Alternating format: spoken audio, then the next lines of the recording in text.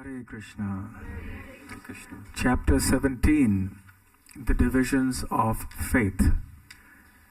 Krishna analyzes from the point of view of the three modes of material nature various things like faith, worship, and so on. And he describes even austerities in the three modes. So one has to perform austerities in life, as we discussed earlier, following of rules and regulations, voluntarily accepting restrictions on one's conduct for the sake of a higher spiritual goal. So in verse 15 of this chapter, Krishna speaks about the austerities of speech. He says, Anudvegakaram vakyam satyam priyahitam chayat swadhyaya abhyasana chaiva vangmay tapa uchyate. The austerity of speech, vangmaya. Vak means speech. So vangmaya, tapa. The austerities of speech consist, number one, of anudvegakaram vakyam. Udvega means to cause disturbance. Anudvega means not to cause disturbance. So austerity of speech consists of not speaking in a way that will agitate others. Many times the temptation is very strong. We feel like speaking. The urge to speak is extremely strong. And we feel like speaking something very harsh, which may agitate the minds of others, but restraining ourselves and the push of our mind, which urges us to snap at somebody.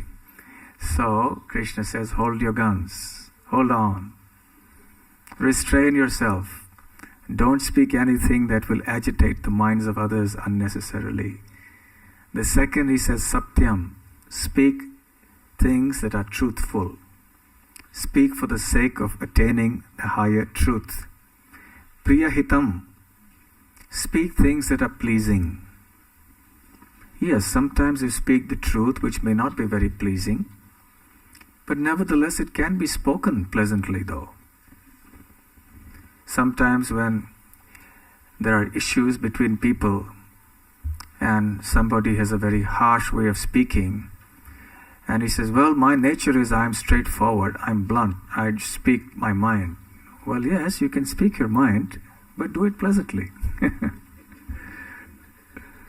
And there's also time, place, and circumstances when we can speak our mind. Not every occasion is a suitable occasion for speaking our mind. It's not Facebook. What's on your mind? Why does the world have to know what's on our mind? Why do we have to tell the world every little thing that's on our mind?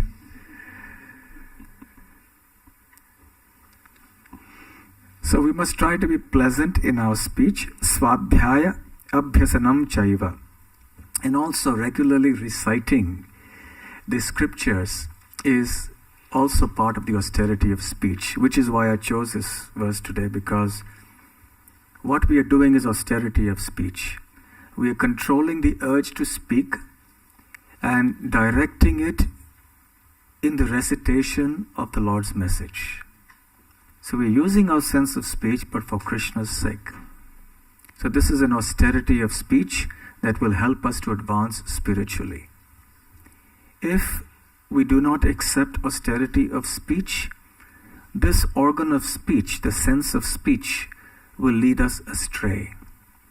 It is not an exaggeration to say that most of the problems in the world arise because of misuse of the tongue. One little organ, just a few inches, but causes havoc. It likes to vibrate unnecessarily.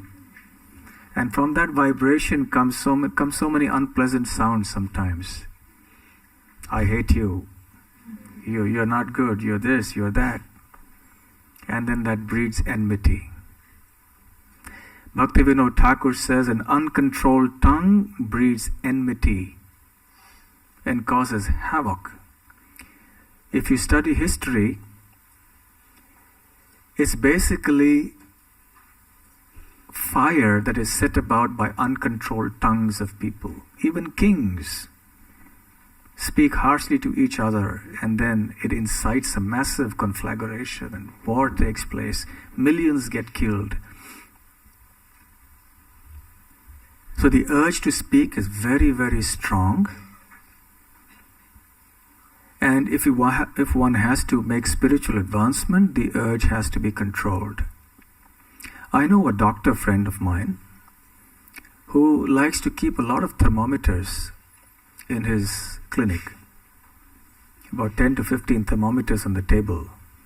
So we asked one time, why do you keep so many thermometers here? Just one is enough for your patient. So he said, no, you see, I have a waiting room. So, and these patients, what I do is as soon as they come in, I ask the nurse to just put this thermometer in every patient's mouth as they wait in the waiting room. Because otherwise they keep on talking so loudly and they create such a nuisance in my waiting room that I have no peace. So then everybody sits there with a thermometer in the mouth and everything's peaceful. Well, it may work in a doctor's clinic, but it can't work in the outside world.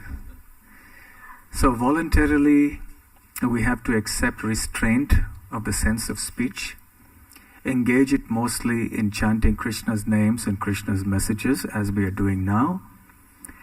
Then the perfection of the sense of speech would have been attained. So there are many other forms of austerities that are mentioned here, austerities of the body, austerities of the mind, and so on. And we can happily accept these austerities for our spiritual advancement to attain ultimate happiness. And now finally we come to the last chapter of the Bhagavad Gita, the 18th chapter.